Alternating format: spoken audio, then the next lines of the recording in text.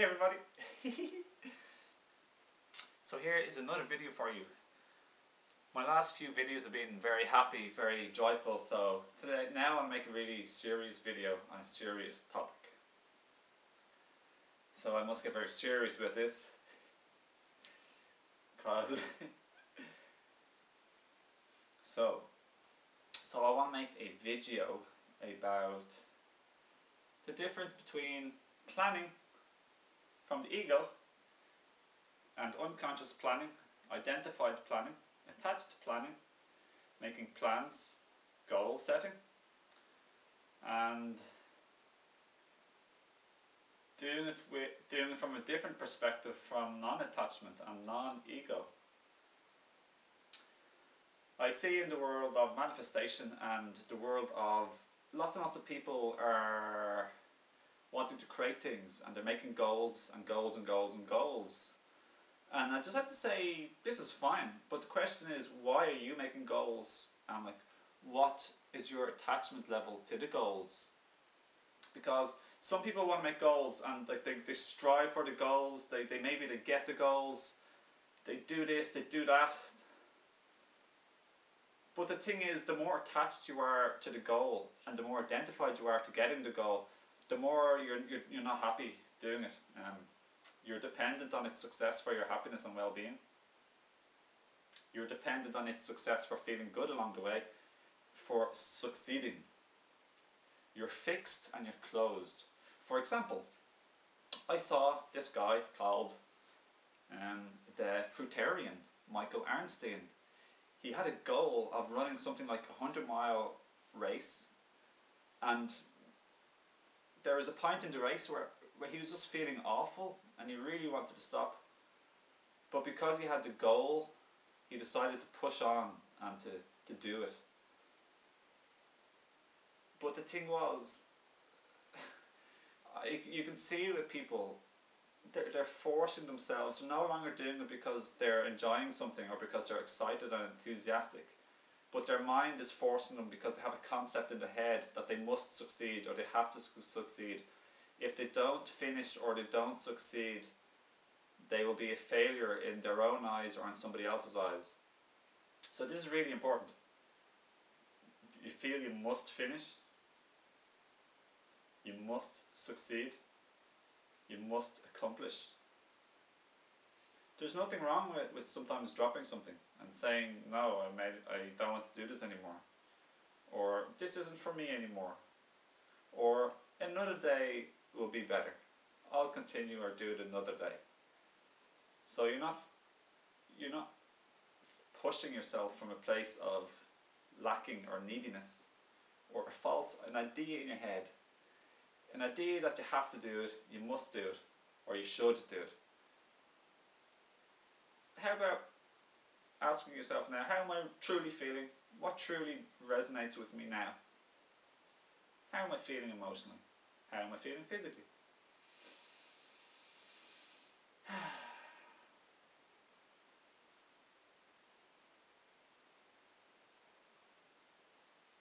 Everybody's different, but I'll share with you my way.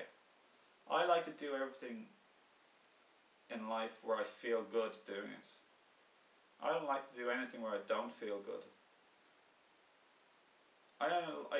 Unless I'm helping someone who's truly open-minded and friendly to me, then I won't hang out with people for a long period of time who don't make me feel good, whose vibration and kindness and friendliness, or maybe their silliness and jolliness, makes me feel good. I let my feelings be a guide for me. And it's true, I've heard other quotations recently. Let joy, if you're feeling joy or not joy, that's a sign that you're either doing something right in life or you're doing something wrong.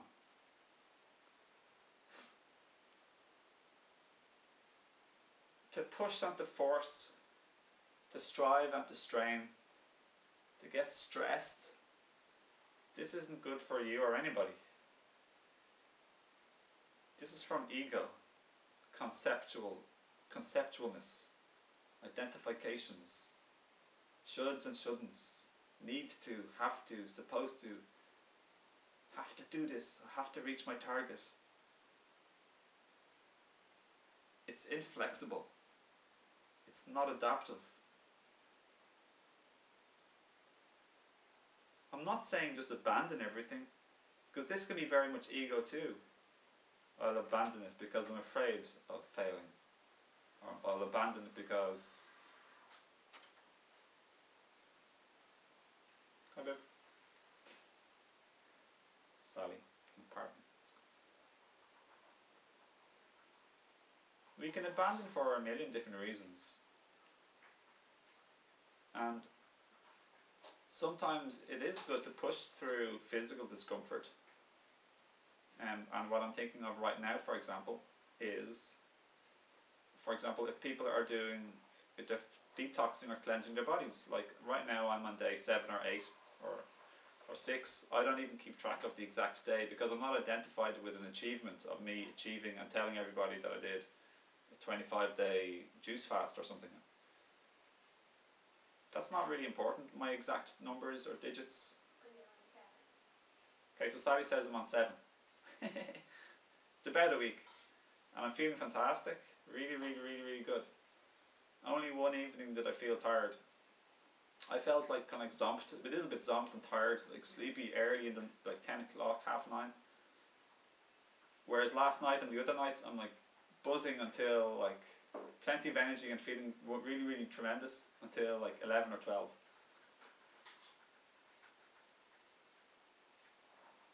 Fear could have said to me, I feel really tired, I think I'll stop this. Or let's say if I didn't have a clearer vision of what I wanted to achieve, then I might say, okay, I'll have some popcorn and an apple pie or a chocolate cake, because I'm just doing fruit juices and fruits at the moment along with herbs. And I'm even not being too strict about this because 2 days ago I had some durian, which is like kind of like a thicker, heavier fruit to digest. It doesn't encourage detoxification. In fact, it would slow detoxification. I ate some bananas the first 2 or 3 days, the second or the third day, because I had some ripe bananas and I didn't have some juicy fruits.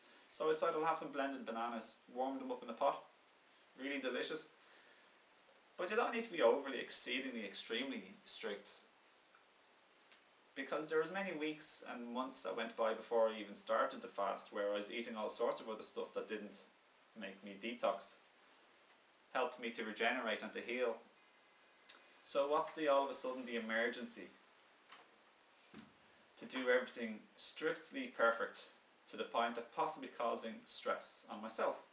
And if I possibly cause stress on myself then emotionally, then I'm more likely to probably rebel and give up or go back eating sweets, goodies and chocolate cakes and junk food and processed food later on possibly.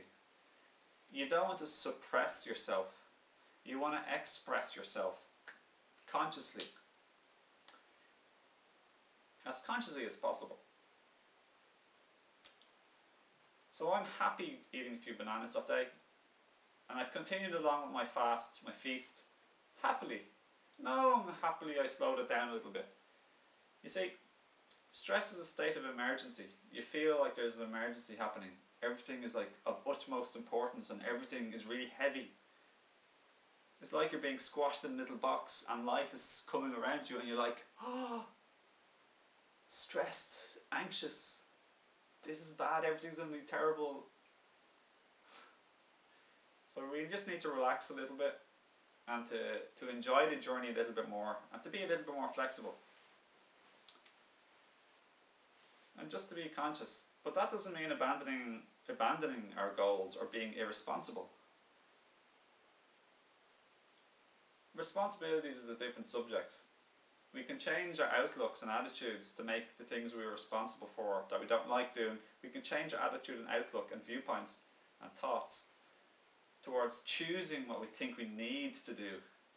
We're choosing to do something because we love others, because we appreciate our home, we appreciate the money we get from our job or looking after the children, our tasks and our chores.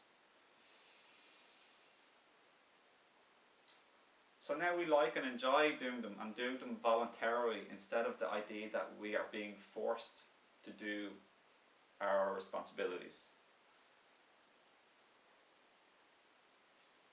So back to goals. It's good to know what you want to do, know what you want to achieve. For me, I want to achieve like radiant health again when I was like the age of 19 and before. I used to be running around like a grasshopper. I'd have endless springing energy. I was extremely fit. I'd exercise 6-7 days a week, all the time, and have an abundance of energy the next day to do things again. And I was fit, I was strong, I was muscular, I was toned, I was ripped. Well, we won't go that far, but I only had like around 4 or 5% body fat, and I was very like muscular, so I was very toned, like a runner. I was a runner. And for like 10 years now, I also hurt myself. I wrecked my adrenals, I disturbed and hurt various body systems. I totally and utterly stressed myself from physical exercise. I used mind over matter and the idea that no pain, no gain, and all or nothing. More exercise is better, etc. And because I had a fanatical fixed mind, I totally overrid all of millions of body cries out for like rest and help. Just totally hammered myself into the ground. So now I have a vision of being like I was before, and I'm going to continue with my journey of exploration and trying to learn what can help me for many years now. So here I am doing it fast, and this is my goal. I'm going to keep doing this for a while until I feel like I don't want it anymore. So I've no particular setting for myself. I'm going to honor my feelings. I'm going to honor my vision. It's like a mixture of honoring my vision and honoring my feelings. If I feel truly emotionally like I want to stop this truly and utterly, not just a bit of a physical detoxification symptom, which I know is temporary and is very good for my body. This is knowledge and awareness. I'll stop it when I feel like I really want to, and I can go back on it again. So I want to encourage you basically to enjoy your goals. Do them harmoniously. Don't feel pressured or forced to live up to your own expectation or someone else's expectation.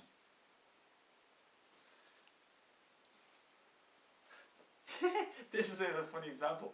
I ate some apple and then I felt like not eating the apple, so I stopped. And who knows, I might give it to the birds, I might eat it, or I might juice it. I like to live a life of constant flexibility and openness to the present moment, in fresh and new, in whatever way it presents itself, again, fresh and new in any moment, and my own emotions in any particular moment. But with awareness, so I'm not being controlled by, I'm aware of my thoughts and emotions and physical wishes or physical tendencies. It's not like I just totally cave into any urge or wish or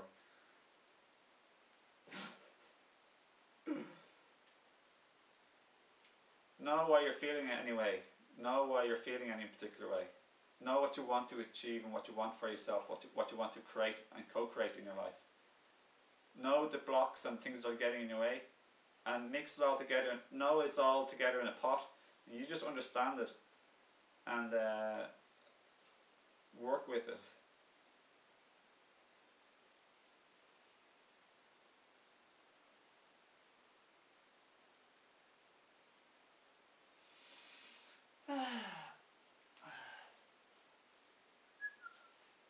So I hope this shed some little bit of light on the idea of attachment to goals and egoic neediness, fixation, inflexibility, awareness, conscious creation, harmony.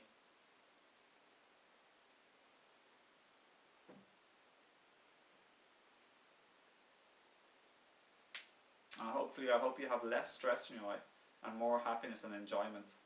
More happiness, harmony, enjoyment. and peace. Conversations with God says, enjoy everything, need nothing. This is a very high level to reach, actually.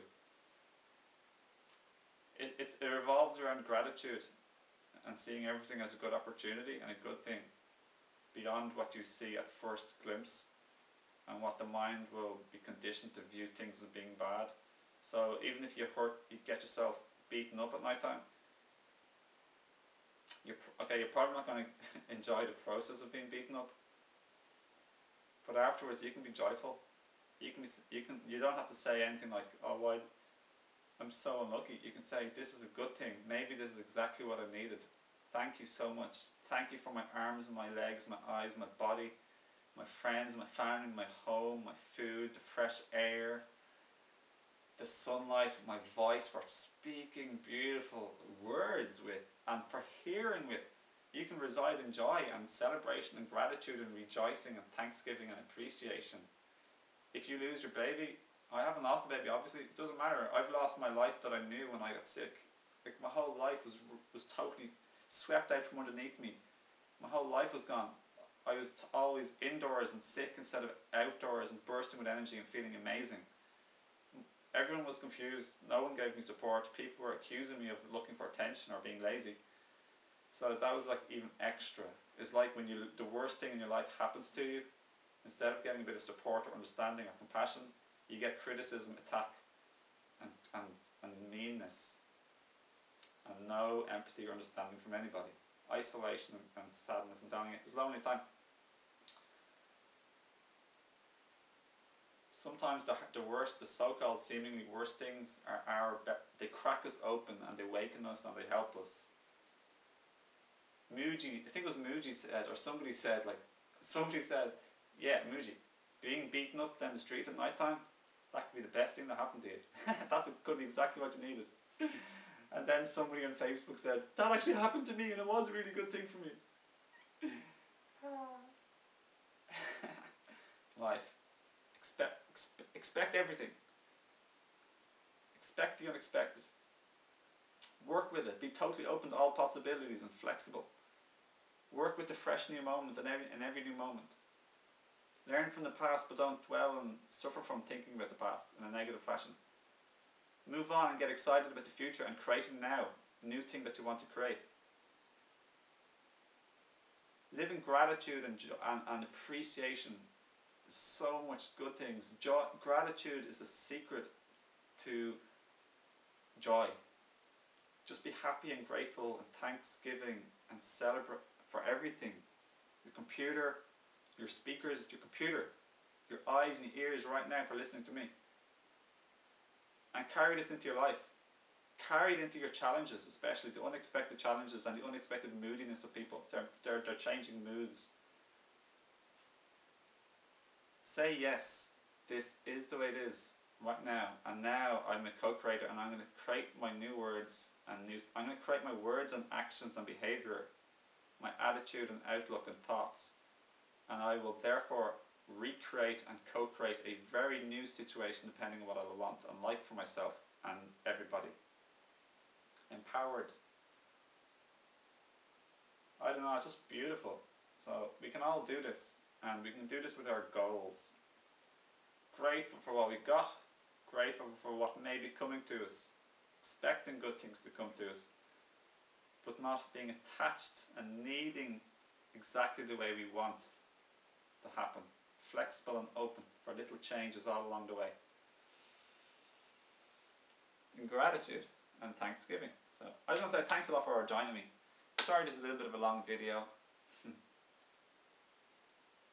It's a really nice day today, and I hope you have a nice day today, okay? In carrying gratitude for the flowers and the trees and everything, okay? Especially your challenges, because they're the things that will usually bring you down, problems. Make them challenges and good opportunities, okay? Make it a game of creation. You're the creator in your life, the co-creator. So turn all the problems and challenges into the game of creation. This is who you are. What do I want to create?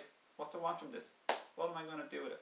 How am I going to tackle it? Okay, I'll think in a way and act in a way. And there you go.